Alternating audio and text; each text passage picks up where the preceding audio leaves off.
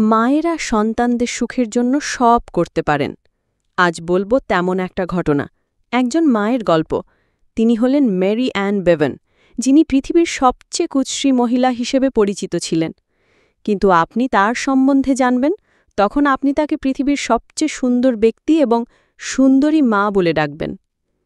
Mary an অ্যাক্রোমেগেলিতে ভুগছিলেন, যার কারণে তার মুখের অস্বাভাবিক বৃদ্ধি ছিল এবং মুখ ছিল লম্বা আকৃতির।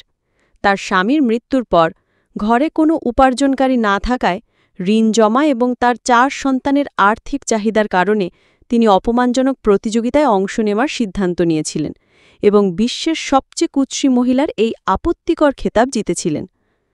পরে তাকে একটি সার্কাস পার্টিতে নিয়োগ দেওয়া হয়েছিল, যেখানে তিনি বিভিন্ন শহরে ভ্রমণ করতেন এবং লোকেরা তাকে দেখলেই হাসত এবং অপমান করত।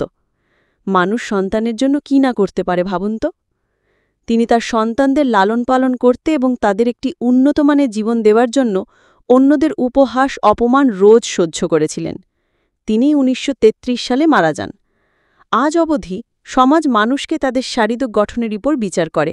আমাদের চোখ যদি দেহের অসুন্দর চেহারার পরিবর্তে তার আত্মার সৌন্দর্য দেখতে পেত, তাহলে মেরি অ্যান বিশ্বের সবচেয়ে সুন্দরী মহিলা হতেন। আমার চোখে তিনি সবচেয়ে সুন্দর মানুষ এবং মা। মায়েরা কখনো অসুন্দর হয় না, ভালোবাসা না মিলে